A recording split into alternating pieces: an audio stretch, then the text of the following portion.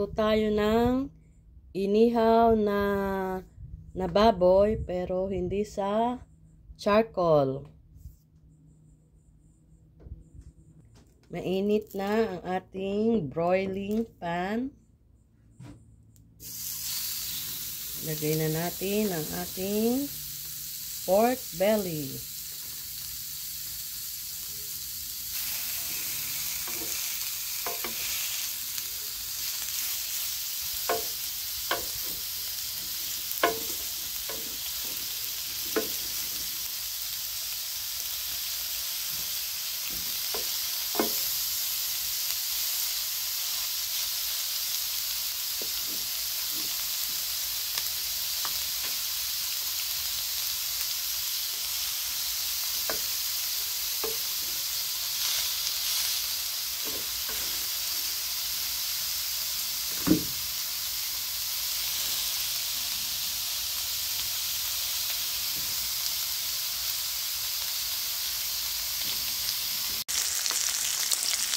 Ayan, atin na siyang iniihaw sa ating kalan with a broiling pan.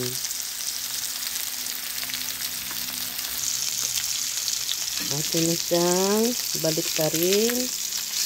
Oh, ayan na siya, naluluto na siya.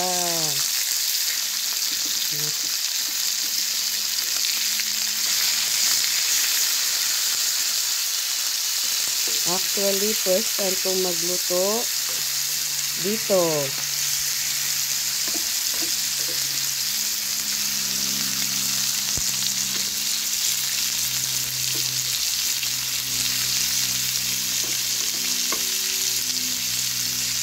Naluluto din naman. Yan na siya. Ang bango na. Oh, andito ako ngayon nagluluto sa likuran ng aming bahay. Yan, ang aming apple tree. May mga bunga na siya. Kaya lang berde pa rin lang. Ayan na ang aming, ayan, may sampay. Ito ang likuran ng aming bahay. Ito ang aming cherry tree. Wala na siyang bunga. Ayun, may kaunti, bulok na. So, dito kami sa likod ng aming bahay. Yan, kapitbahay. Yan. Wala lang, pinakita ko lang. Yan na siya, sizzling na siya. Dahil first time ko nga talaga nagluto dito, siya ay mukhang pinirito lang na pork belly. It's okay. Natatanggal yung kanyang mga mantika. Yummy mantika siya. Mantika. Masarap sa kanin. Kaya lang, pampataas ng blood pressure. Ayan na siya.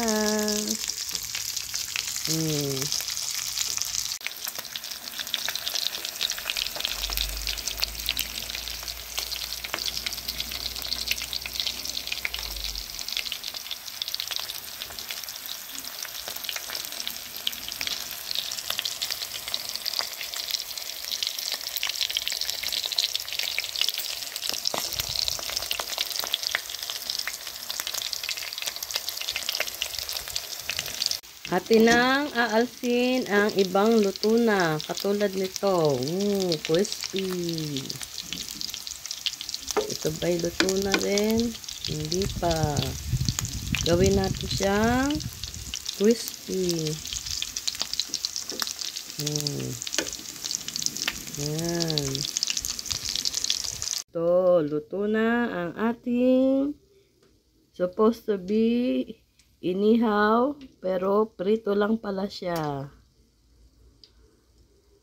Inihaw na, pinirito ngayon siyang pork belly.